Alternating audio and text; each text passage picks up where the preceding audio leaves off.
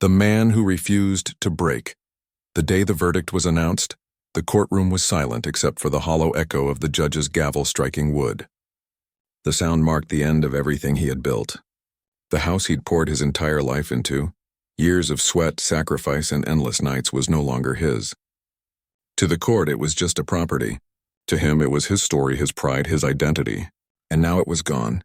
When he stepped out of the courthouse, the sun felt colder than usual. The world carried on as if nothing had happened.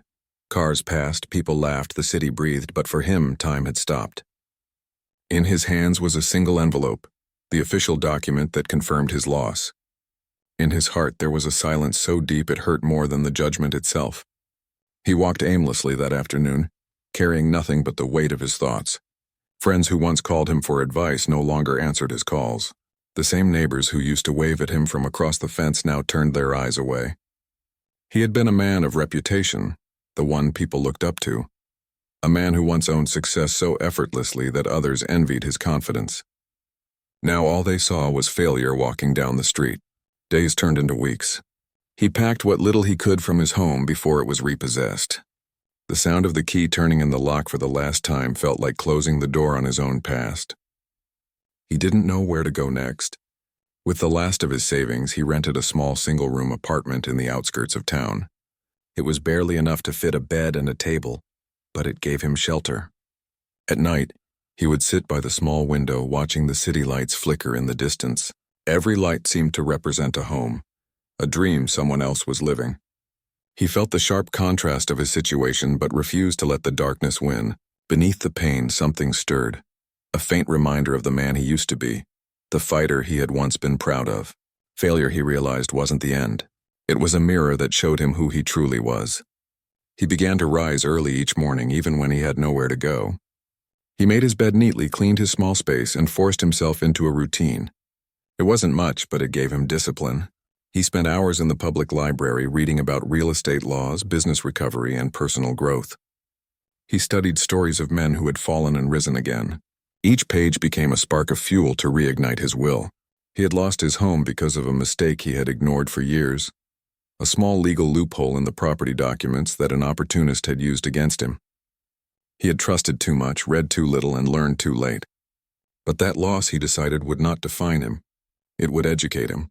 Slowly, he started to rebuild, not with money, but with mindset. He found a part-time job cleaning construction sites. Every day, as he swept dust and debris from unfinished homes, he thought about how strange life was.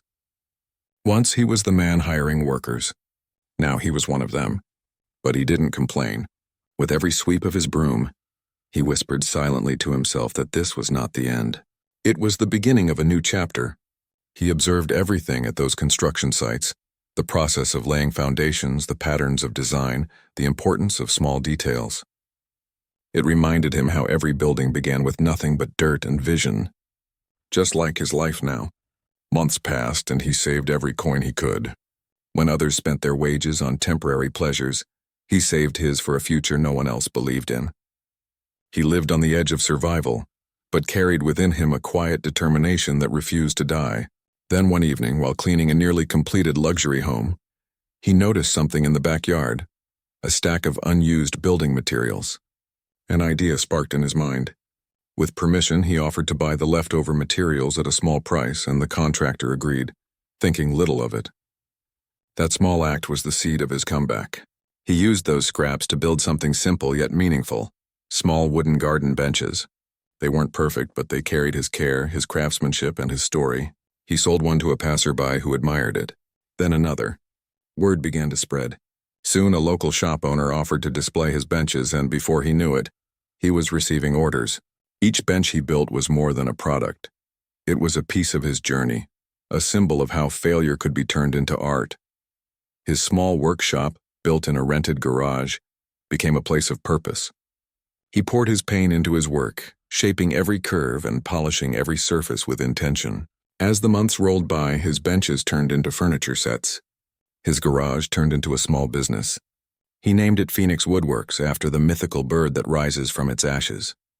The symbolism was no accident. It was his truth. People who once looked down on him now spoke his name with admiration. His story began to circulate online, A man who lost everything and rebuilt from nothing. Journalists called it inspiring. Customers called it heartwarming. But for him, it was simply redemption. One day, he drove past the street where his old house once stood. It looked different now, freshly painted, owned by someone else. He parked at a distance, watching quietly. There was no anger, no envy, no sorrow, only peace. He realized he didn't need that house anymore. The man who once lived there had been broken, defined by possessions. The man standing there now was reborn, defined by purpose. His success continued to grow. He expanded his business, hired others who had also faced failures in life, and built not just furniture but a community of resilience. For every worker who joined, he shared his story, not to impress but to remind them that no loss is final unless you surrender. Years later, he was invited to speak at a business event. Standing on stage, looking at hundreds of faces, he felt the same humility he had when sweeping floors years ago. He shared his journey, the fall, the pain, the slow rise, and the triumph. When he finished, the room stood in silence before erupting in applause. But what mattered to him wasn't the clapping. It was the quiet tears in the eyes of those who understood what it meant to fall. He left that event and drove to a nearby hill overlooking the city. As the sun set, painting the sky in hues of orange and gold, he thought about his past self, the man who had once lost everything. He smiled. Losing the house had been painful, yes, but it had forced him to discover the strength hidden within him. The loss wasn't the end of his story. It was the reason his real story began. Every setback, he now believed, carried a hidden gift, a lesson meant to awaken something powerful inside. The world had watched him fall, but now it would remember how he rose. And though his journey had come full circle, deep inside, he knew something profound.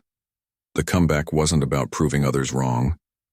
It was about proving himself right, that no storm, no loss, and no failure could destroy a man who refused to stay down. As the night settled, he whispered a silent thank you to life for the lessons, the pain, and the strength it gave him. Because sometimes the greatest houses aren't made of bricks and walls. They're built within, the house of character, courage, and unbreakable faith. The man who lost his house had found something far greater. He had found himself.